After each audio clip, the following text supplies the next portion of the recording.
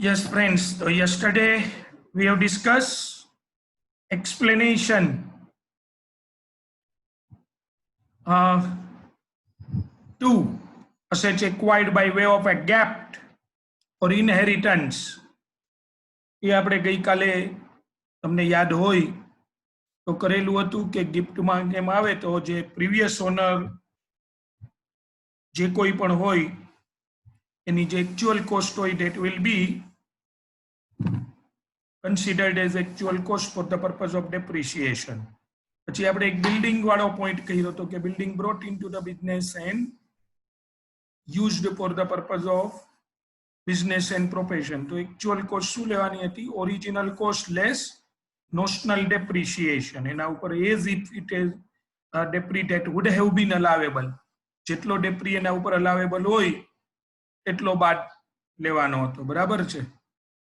હવે એવા જ ત્યારે મેં તમને કીધું હતું કે આવા ઘણા બધા એક્સપ્લેનેશન છે અમુક જે ટિપિકલ સિચ્યુએશન હોય એના. આજે આપણે હવે એવી જ અમુક વાતો લઈએ જેમ કે એક્સપ્લેનેશન 1 છે ફ્રેન્ડ્સ. એક્સપ્લેનેશન 1 સોરી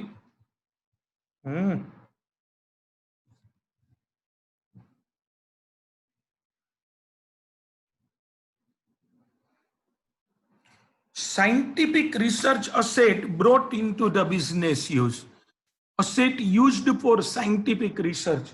એકવાર મેં તમને જસ્ટ અછડતો ખ્યાલ આપ્યો હતો જો તમને યાદ હોય તો સાવ જેને કહેવાય ને કે એમને હાલતા ચાલતા આપણે વાત કરી હતી કે કોઈ બિઝનેસ હવે પ્રોવિઝન તો આપણે કરવાની જ છે કરીશું જ પણ ત્યારે વાત કરેલી કે કોઈ બિઝનેસ પ્રોફેશનમાં કોઈ અસેટ તમે લ્યો જે સાયન્ટિફિક રિસર્ચ કરવા માટે લ્યો એમાંથી કંઈક રિસર્ચ કરીને તમારે તમારા બિઝનેસમાં new product new process develop કરવી હોય તો એ અસેટ ઉપર કેટલો ડેપ્રી મળે? કોઈને યાદ છે એ અસેટ ઉપર કેટલો ડેપ્રિસિએશન મળે?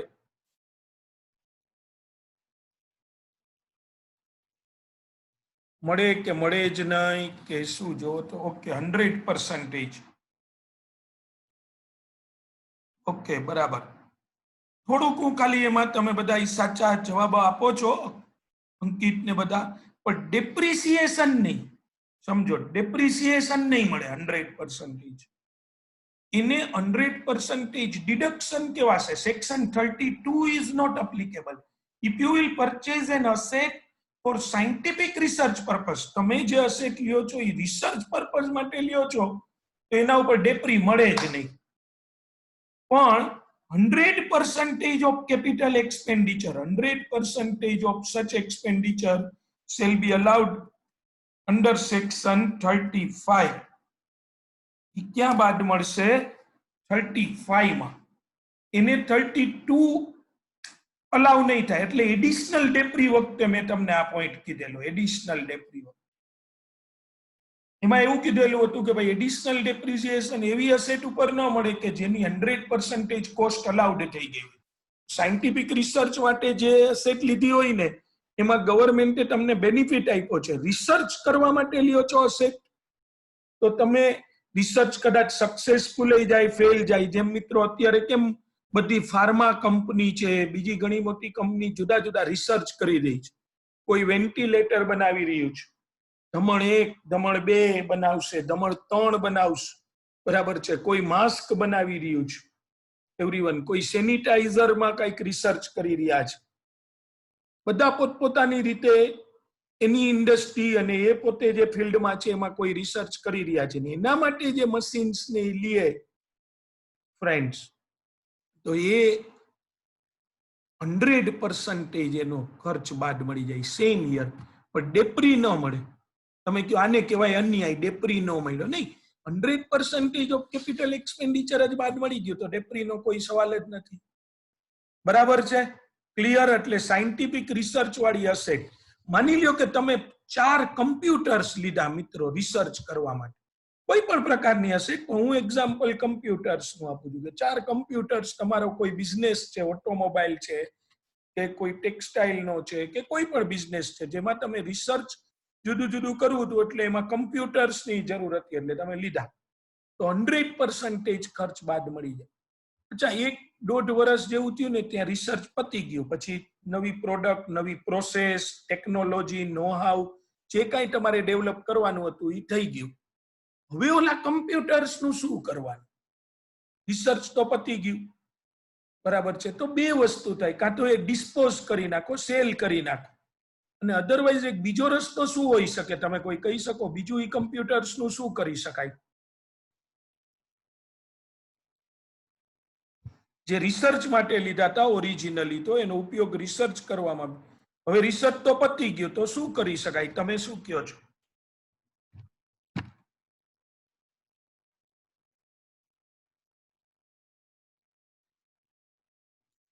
ડે ટુ ડે બિઝનેસમાં, યસ, વેરી ગુડ. એ પછી નોર્મલ બિઝનેસમાં લઈ લેવાય ને, એને એકાઉન્ટ ડિવિઝનમાં મૂકી દેવાય, એને કોઈ બીજી જગ્યાએ. આપણે આવું કરતા જ હોય છે ને કે ઘરે કોઈ પર્ટિક્યુલર પર્પઝ માટે વસ્તુ લીધી હોય, ઘણીવાર એ પર્પઝ પૂરો થઈ ગયો પછી કાં તો એ વસ્તુ સેલ કરી, અધરવાઇઝ નોર્મલ. મોબાઈલ ફોનમાં આવું બહુ ચાલતું હશે. નવો મોબાઈલ ફોન લેશો એટલે ઓલો જૂનો મોબાઈલ ફોન ને શું કરશો તો કે આ એક એડિશનલ, ઘરે ભલે ને પડ્યો, ક્યારેક ક્યાંક બહાર જઈએ, કોઈ ઓલો બગડી ગયો હોય તો, અથવા રાખ્યો હોય એમ, આને તમે બિઝનેસમાં લઈ આવી. યસ, આ જવાબ બધાનો સાચો. હવે મારો પ્રશ્ન ને જેનું આ એક્સપ્લેનેશન છે કે રિસર્ચ પતી ગયું પછી જ્યારે એને બિઝનેસ પર્પઝ માટે, નોર્મલ બિઝનેસ પર્પઝ, ઓલું સાયન્ટિફિક રિસર્ચ પર્પઝ હતું, હવે નોર્મલ બિઝનેસ પર્પઝ છે, એના માટે જો તમે એ અસેટ લઈ આવ્યા ફ્રેન્ડ્સ, તમે એ અસેટ લઈ આવ્યા તો એના ઉપર કેટલો ડેપ્રિસિએશન ક્લેમ કરવાનો કયો જોઈ? ન મળે. એટલે એ કઈ રીતે, શું કામ ન મળે? નથી આપ્યું એવું નહીં, ઓલરેડી. શું કામ નથી મળતું? ઓલરેડી યુ હેવ ક્લેમ્ડ 100%, બરાબર 100% તમે એક્સપેન્ડિચર ક્લેમ કરી લીધો છે. એટલે જો અહીંયા શું લખ્યું? Explanation 1, scientific research asset brought into the business. Cost is reduced by deduction already allowed under section 35 shall be the actual cost. Practically it should be nil. જો તમે આમ વિચારો તો ઈ કોસ્ટ છે એ નીલ છે, એનો ખર્ચો ઓલરેડી બાદ મળી ગયો છે. પછી એકને એક વસ્તુ ના બે વાર ડિડક્શન ન મળે, પણ એને બ્લોક ઓફ અસેટમાં એડ કરવી પડે, કારણ કે હવે એ નોર્મલ બિઝનેસમાં આવે છે. એના વિશે વધુ વાત આપણે સાયન્ટિફિક રિસર્ચની પ્રોવિઝનમાં કરીશું. Okay, third explanation 3 friends. Acquisition of asset to claim debris on enhanced cost to reduce the tax liability. If before the date of acquisition by the assessee, the asset was used by any other person for the purpose of his business and profession, and he is satisfied that the main purpose of the transfer of such asset was the reduction of IT by claiming higher depreciation. Reduction of ના slide નથી ભાઈ. ઓ વર્લ્ડની આપણો લીટાની file જ છે, slide છે જ નહીં આજે. જોવો જોઈએ એક્સપ્લેનેશન 3. ઓકે, આવતું જ નથી એક્સપ્લેનેશન 3. સ્ક્રીન એટલે મને ખબર પડે તો હું કહું ને. હા, ઓકે, કાંઈ વાંધો નહીં, મે બી. ચલો, કોઈ ઇશ્યુ નહીં.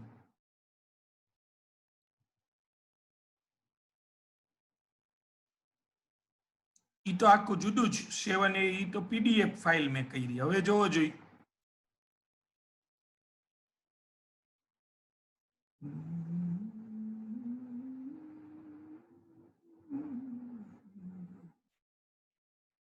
હવે શું આવે છે ચેક કરો તો.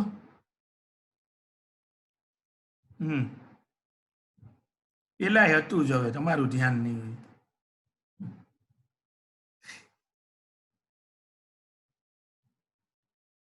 ચલો, ઓકે, સોરી. ચલો, yes. If before the date of acquisition by the assessee, the asset was used by any other person. મિત્રો, એ એક્સપ્લેનેશન ની વાત કરવી પહેલા અને એવું કહી શકાય, this is for second hand machinery. શીખવા માટે જરાક થોડા જવાબ દેતા રહેજો ગ્રુપમાં કે હું સેકન્ડ હેન્ડ મશીન કોઈની પાસેથી લઉં, સેકન્ડ હેન્ડ પ્લાન્ટ મશીનરી કે કોઈ પણ હશે, નોટ મશીન, એક્ઝામ્પલમાં મશીન, બિલ્ડિંગ એ લેવાય, ફર્નિચર ફિક્સર, તો મને એના ઉપર ડેપ્રી મળે કે સેકન્ડ હેન્ડ ઉપર ન મળે? ડેપ્રીની જ વાત કરું છું. એમાં વેરી ફની ક્યાં આવ્યું? ડેપ્રી મળે કે ન મળે એમ પૂછું છું.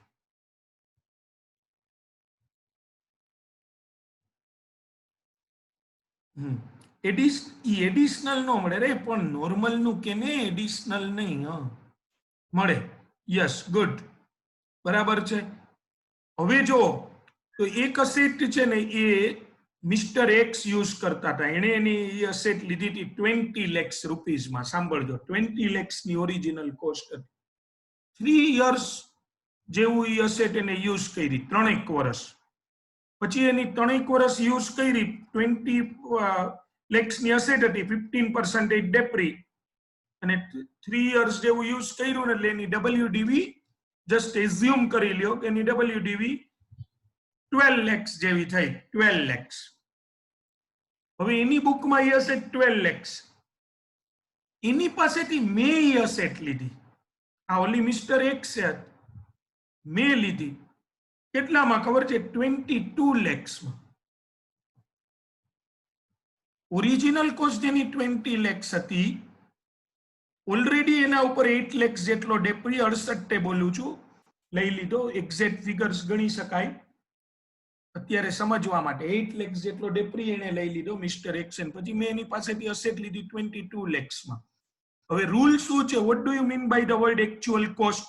Actual cost in case of asset purchase is the price paid for acquiring the asset. આપણે બધું પ્રૂવ કરી દીધું, એકાઉન્ટ પે ક્રોસ ચેક થી પેમેન્ટ કર્યું છે, ક્યાંય કોઈ ગફલા નહીં. 22 lakhs રૂપીસ. પણ મિત્રો, અસેસિંગ ઓફિસર ને આમાં કઈક પ્રોબ્લેમ લાગે છે. એને એવું થાય છે કે જો વાંચો, acquisition of asset to claim depri on enhanced cost to reduce tax liability. એને આ જે કોસ્ટ મેં કીધી છે ને એક્ઝાગરેટેડ છે. ટેકનિકલી છે ને એ લોકો આપણે જે પ્રાઇસે ટ્રાન્ઝેક્શન કરીને એમાં ઇન્ટરફિયરન્સ ન કરી શકે. પ્યોરલી આપણી સ્વતંત્રતાની વાત છે કે હું કેટલામાં અસેટ લઉં, મારી મરજી, તમારી મરજી. પણ પછી આપણે સેટિંગ ફોર ચીટિંગ કરીએ તો એનું ફિટિંગ એ લોકો ન થવા. બરાબર છે. એટલે હવે જો પ્રોવિઝન વાંચો એટલે એક્સપ્લેનેશન વાંચીએ. If before the date of acquisition by the assessee the asset was used by any other person for the purpose of his business or profession. બરાબર, મેં લીધી પહેલા કોણ યુઝ કરતું હતું? X. And the AO, assessing officer, is satisfied that the main purpose of the transfer of such asset was the reduction of tax liability. Main purpose of the transfer of such asset was the reduction of tax liability by claiming higher depri. Actually મારા બિઝનેસમાં થોડી income હતી અને મારે tax benefits લેવાતા, એટલે mister x સાથે મેં એવું એક એડજસ્ટમેન્ટ કર્યું. આપણા તમારા શબ્દોમાં જે કહું છું, સ્કીમ થઈ ગઈ, સેટિંગ કર્યું. બરાબર છે કે જેમાં એક અસેટ જેની કોસ્ટ 20 lakhs હતી, જેની ડબલ્યુડીવી 12 lakhs હતી, નિયર અબાઉટ મેં એની પાસેથી 22 lakhs or 18 lakhs, in other words એની જે વેલ્યુ હોય ને એના કરતા વધારે લીધી. હવે મિત્રો, મેં લીધી એટલે મને તો મારી જે કોસ્ટ હોય ને એના ઉપર ડેપ્રી મળે. પ્રોસેસિંગ ઓફિસર જે ટેક્સ ઓફિસર હતો ને એને આમાં થોડો પ્રોબ્લેમ દેખાણો. એટલે એને શું કીધું? જો AO is satisfied that the main purpose of the transfer of such asset was the reduction of income tax liability. How I can reduce the income tax liability? By claiming higher depri. હું હવે ઈ asset ઉપર higher ડેપ્રી claim કરીશ. કઈ રીતે? તો કે જેની value આમ તો 12 lakhs થઈ ગઈ હતી, મેં મારા ચોપડે બતાવી છે 18 lakhs અથવા 22 lakhs કે 20 lakhs, whatever may be. Then the actual cost to the assessee shall be the amount as the AO may determine with the previous approval of the joint commissioner. તો પછી એક્ચ્યુઅલ કોસ્ટ કોણ નક્કી કરશે? તો મેં ભલે books of એકાઉન્ટમાં 22 લેક્સ થી બતાડી, પણ એ લોકોને એવું લાગશે કે આની વેલ્યુ તો 11 લેક્સ જેવી જ છે, 13 લેક્સ, તો એ પ્રીવિયસ અપ્રુવલ ઓફ જેસીઆઈટી કરીને પોતાનો પાવર ઇન્વોક કરશે. બરાબર છે મિત્રો? એટલે આવું ટેક્સ ઇવેઝન ઘટાડવા માટે, એટલે એક્સપ્લેનેશન 3 છે, સેકન્ડ હેન્ડ અસેટ. એટલે આવા સેટિંગ ફોર ચીટિંગ કરતા નહીં, ઓથોરિટી પાસે વાઇડ પાવર્સ છે. હવે explanation 4, reacquisition of previously used business asset. જોજો, રી-એક્વિઝેશન, અને આપણે એક્સપ્લેનેશન 4 જોઈએ. Where any asset which has once belonged to the assessee and has been used by him for the purpose of his business or profession and thereafter ceased to be his property due to the transfer or otherwise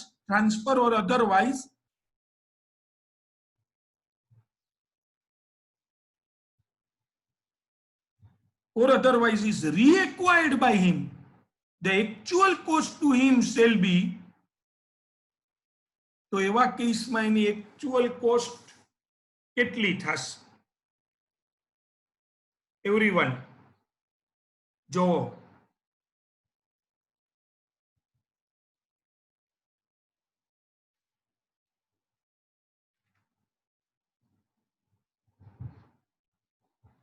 માની લ્યો મિત્રો કે screen દેખાય છે ને, blank છે.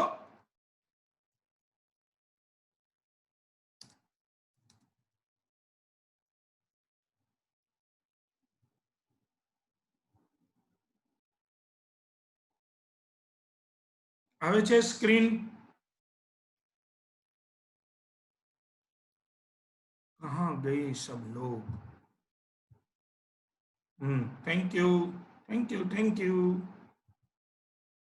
Mister એક્સે છે ને એક અસેટ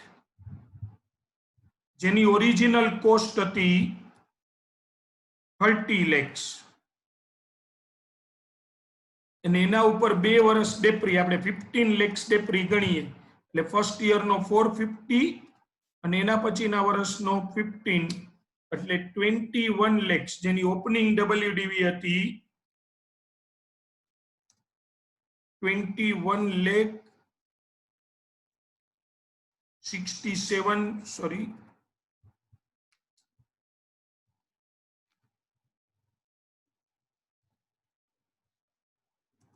$500 આ સેટની વેલ્યુ હતી. બરાબર છે? ઓપનિંગ ડબલ્યુડીવી તમે જોઈ લ્યો, 2 વખતનો ડેપ્રી એના ઉપર ક્લેમ કર્યો છે. હવે આ સેટ મિસ્ટર એક્સે ફ્રેન્ડ્સ સેલ કરી. કોને સેલ કરી? તો કે મિસ્ટર વાય ને.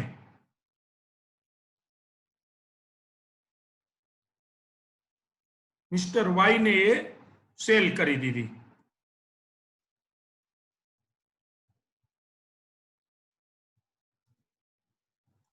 થોડાક ટાઈમ પછી છે ને ફ્રેન્ડ્સ, મિસ્ટર વાય એ અગેન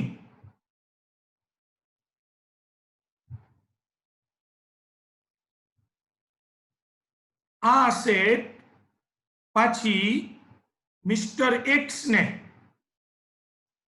સેલ કરી. જરાક જોજો ટ્રાન્ઝેક્શન. આ જ અસેટ મિસ્ટર વાય એ પાછી મિસ્ટર એક્સ ને, જો આવું થયું. Check it. Transfer of asset and reacquisition of the same. Transfer of asset and reacquisition of the same. Mr. X એ લીધી હતી 30 લેક્સ માં, ઓરિજિનલ કોસ્ટ હતી. પછી મિસ્ટર વાય ને સેલ કરી. મિસ્ટર વાય આ સેટ છે ઈ અગેન ફરીથી મિસ્ટર એક્સ ને સેલ કરી દીધી. હવે આપણે પ્રોવિઝન જોઈએ. આઈડિયા કદાચ કોઈને સમજાણો એ લોકોએ શું કર્યું બેયે, એક્સ અને વાય એ? 30 lakhs ની હશે 21,67,500 માં. હવે સાંભળજો, મિસ્ટર એક્સ એ વાય ને વેચી ને પછી વાય એ એક્સ ને પાછી અસેટ વેચી 42 lakhs માં. એટલે એક્સ માટે એ અસેટ જે છે એ 42 lakhs ની થઈ ગઈ. હા, પ્રાઇસ વધારે કર્યું. યસ, હરી ફરી બે ડેપરી રમવા માંડ્યા. પેલા મિસ્ટર એક્સ એ ડેપરી લીધો, પછી વાય થોડાક ટાઈમ પછી કે હવે તારી વારી, તારો દાવ. હવે જો, where any asset which has once belonged to the assessee, આ ન્યૂ સ્ક્રીન આવી ગઈ છે ને,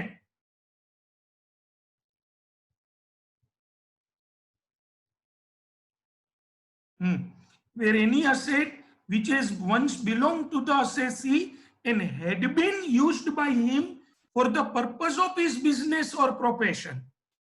Had been used, જે ભૂતકાળમાં યુઝ એટલે એક્સ યુઝ કરતો તો પોતાના business, and thereafter ceased to be his property. thereafter ceased એટલે કે પછી એની પ્રોપર્ટી રહી નહોતી. due to transfer, કોને કારણે? તો કે ટ્રાન્સફર કઈ, or otherwise આપણે transfer rakhi. is reacquired, friends, is reacquired by him. The actual cost to him shall be, તો હવે એક્સ પાસે પાછી આવી, તારું દીધેલું વાલા તુજને ધરાવું. આ વાય બોલ્યો, તેરા તુજકો અર્પણ ક્યાં લાગે મેરા. વાય એક્સ ને શું કીધું કે આ તારી જ અસેટ છે, તને જ પાછી. હવે એક્સે જ્યારે એ અસેટ વાય ને વેચી હતી ને ત્યારે એની કિંમત 21,67,500 એની ઓપનિંગ WDV હતી. પાછી જ્યારે વાય પાસેથી આવી ને એ અસેટ બાઉન્સ બેક થઈને સેલ એન્ડ રીએક્વાયર્ડ, ત્યારે એ અસેટની કિંમત વાય એ 42 lakhs રાખી હતી. એક્સ ની આર્ગ્યુમેન્ટ એવી છે ઇન્કમ ટેક્સમાં ડિપાર્ટમેન્ટ સામે કે હવે મને 42 lakhs ઉપર ડેપ્રી મળે. તમે શું કહો છો? Vote should be the actual cost? જવાબ વાંચીને કહો ને, vote should be the actual cost if you got that particular transaction. જો જવાબ આપ્યો જ, what should be the actual cost of the X, whether the repurchase price, જેટલામાં એને બીજી વાર લીધી, બીજી વાર repurchase એમ ન બોલે. ઓકે, હા પાડો છો. ઓકે, નથી વાંચ્યું તો અભયસિંહ. તો શું થયું? આવું જ કરાય. જો એક અસેટ હું લઉં, થોડોક ટાઈમ જીગર સર ને આપું, પછી પાછી એની પાસેથી લઈ લઉં. હા, એક્ચ્યુઅલ કોસ્ટ જ નક્કી કરવાની છે Bhavik. What should be the actual cost, એમ ક્વેશ્ચન જ છે. 21,67,500 હતી. ફરીથી એકવાર જો એ પાછું તમને બતાડું છું, પ્લીઝ. તમે કદાચ ભૂલી ગયા હો તો જરા શાંતિથી. Provision, the initial actual cost to him is reduced by the debris that would have been allowed as if the asset was single asset in the block, or actual price at which asset is reacquired by him, whichever is less. મિત્રો, એણે જ્યારે WDV જેટલામાં transfer કરી એ અથવા તો રીએક્વિઝેશન price. માની લ્યો કે genuine transaction હોય તો એક્સ એ વાય ને સેલ કરી, પછી થોડાક ટાઈમ પછી વાય એ બિઝનેસ બંધ કર્યો, અથવા એક્સ ને પાછી અસેટ ની યાદ આવી, એક્સે અગેન ઈ અસેટ લઈ લીધી અને વાય એને ઈ અસેટ આપી. જ્યારે અગેન સેલ કરી ત્યારે વાય એ અસેટ સેલ કરી 15 lakhs માં. હવે એક્સ પાસે જ્યારે જે હતી ને ત્યારે 21,67,500 WDV હતી. વાય પાસેથી લીધી ત્યારે 15 lakhs. જેન્યુઇન, એમાં વાંધો નથી, તમે કોઈને વેચો એની પાસેથી પાછું લ્યો, પણ એમાં સેટિંગ ફોર ચીટિંગ કરો ને તો ન ચાલે. એટલે આ લોકોએ શું કીધું ખબર છે કે what should be the actual cost in the hands of X? The actual cost in the hands of the X is a list of the following. The initial actual cost to him is reduced by the debris that would have been allowed, less actual or actual price at which asset is reacquired, અથવા તો જેટલામાં asset રીએક્વાયર કરી એ બે માંથી જે ઓછું હોય તે બરાબર છે નહીં રિટર્ન ની વાત જ નથી રિટર્ન ની વાત જ નથી કૃતિક રિટર્ન કરી હોય ને તો પછી વાય પાછી વાય છે એ સેલ ન કરે sales return is not considered a sales by that purchaser હું તને કોઈ વસ્તુ વેચું છું પછી તું મને એ જ રિટર્ન કરી દે તો હું એમ ન બોલું કે પેલા મેં કૃતિકને સેલ કરી પછી મેં કૃતિક પાસેથી પરચેઝ કરી બી સ્પેસિફિક બરાબર છે don't be critic be specific એમ એટલે તો જોડકણું એમ કે તું સ્પેસિફિક ઈ રીતે બન કે ભાઈ આ સેલ્સ રિટર્ન નથી એ અલગ વસ્તુ થઈ ગઈ જો આ શું છે ખબર છે સેલ ઓફ એસેટ એન્ડ રીએક્વિઝેશન પાછી લીધી બરાબર છે એટલે એવા કેસમાં તો તમે જે લીધી જો જેન્યુઇન ટ્રાન્ઝેક્શન હશે તો તમને કોઈ વાંધો નથી પણ તમે એનહાન્સ કોસ્ટ થી લ્યો છો એનહાન્સ વેલ્યુ થી તો એ સેટિંગ કરવા દેશે નહીં બરાબર છે આ બે બહુ સ્પેસિફિક છે આ થર્ડ અને ફોર્થ એવું જ આ એક્સપ્લેનેશન ફોર એ છે સેલ એન્ડ લીઝ બેક મિત્રો સેલ એન્ડ લીઝ બેક અચ્છા તમારે AS19 નામનું કોઈ AS એકાઉન્ટિંગ સ્ટાન્ડર્ડમાં થયેલું છે AS19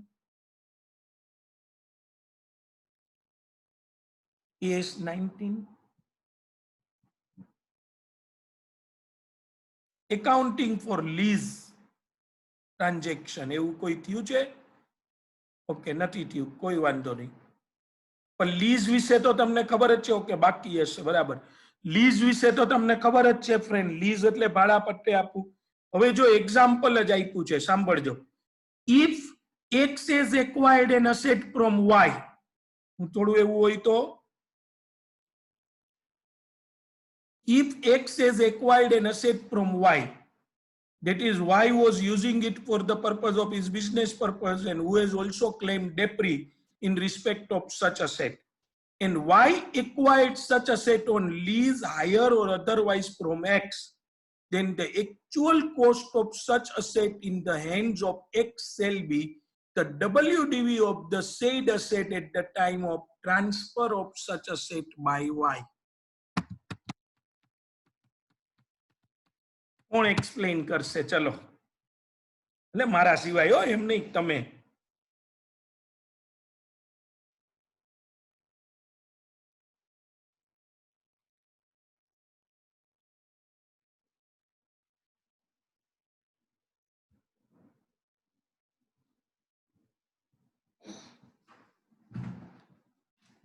છેલ્લી 6 જ મિનિટ બાકી છે જલ્દી જવાબ આપો નહીં તો બીજી મીટિંગ લોન્ચ કરીશ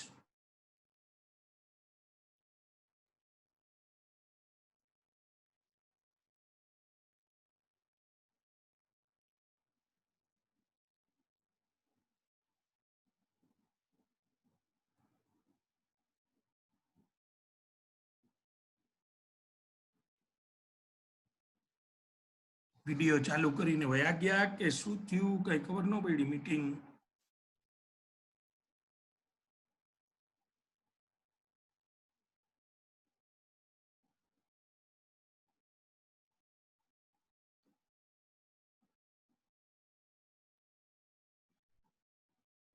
હા સ્કોપ તો આવ્યું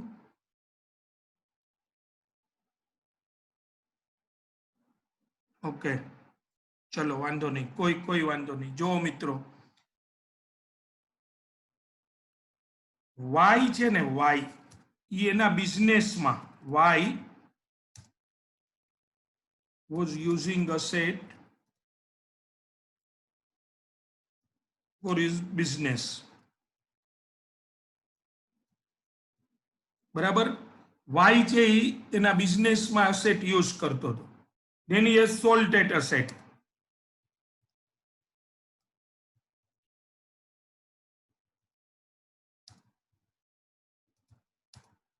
to x બરાબર પછી એને એ અસેટ છે એ x ને સેલ કરી દીધી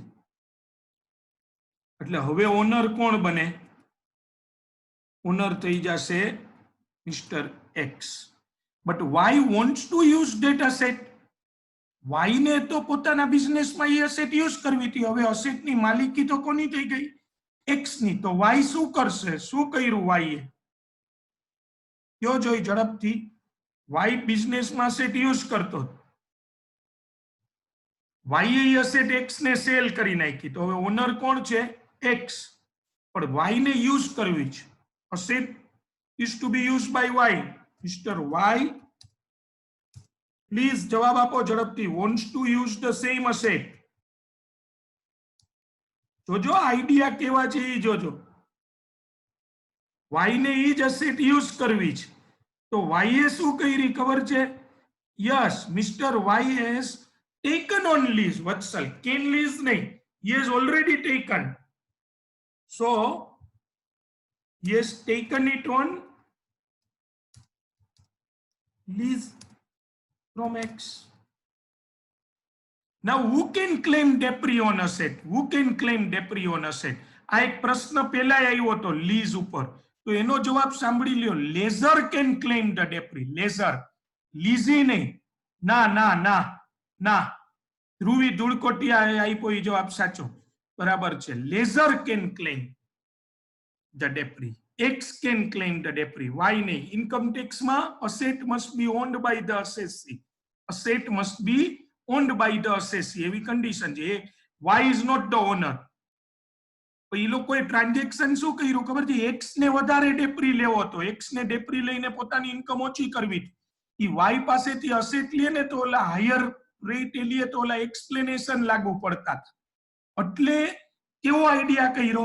Y એ X ને અસેટ સેલ કરી અને પછી એની જ પાસેથી લીઝ ઉપર લીધી, એટલે ટ્રાન્ઝેક્શન ને કેવો ગણાયો? Sale and lease back. હવે y પાસે જ્યારે એ અસેટ હતી ને ત્યારે એની WDV હતી 30 લાખ. સાંભળજો, y પાસે હતી ત્યારે y ની WDV હતી 30 લાખ. y એ લીધી હશે કંઈક 50 લાખમાં. x ને સેલ કરી 43 લાખમાં. x ને y એ કેટલામાં સેલ કરી? 43 લાખમાં. અને પછી લીઝ ઉપર લઈ લીધી. હવે શું થાય? x ડેપ્રી ક્લેમ કરે ને y લીઝ રેન્ટલ ક્લેમ કરે. એનો ગવર્નમેન્ટ ને વાંધો નથી, પણ x પાછો ડેપ્રી ક્લેમ એ કોના ઉપર કરે? 43 લાખ ઉપર. એટલે એ કેસમાં ગવર્નમેન્ટે કીધું, છેલ્લી લાઈન જો, the actual cost of such asset in the hands of actual cost of such asset in the hands of x shall be the WDV. મિત્રો, shall be the WDV of the asset in the hands of y. WDV of such asset in the hands of y. ભલે x નવો માલિક બન્યો, ભલે x એ 43 લાખ રૂપિયા આપ્યા, પણ x કઈ વેલ્યુ ઉપર ડેપ્રી લઈ શકશે? જે વેલ્યુ જો આસેટ y પાસે હોત ને તો y જેટલા ઉપર ડેપ્રી લઈ શકત ને એ જ. Actual cost of such asset in the hands of x shall be the WDV of the said asset at the time of transfer of such asset by y.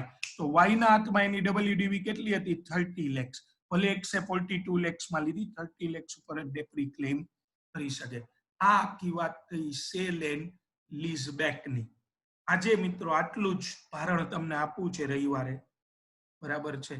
આમાં કઈ ન સમજાણું હોય તો આપણે પાછી વાત કરીશું નેક્સ્ટ મીટિંગમાં. હવે 10 મિનિટના બ્રેક પછી જીગર સરનો લેક્ચર હશે. બરાબર છે, 10 મિનિટ્સ પછી.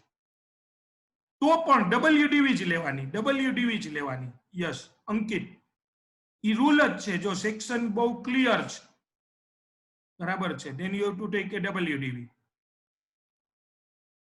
ઓકે.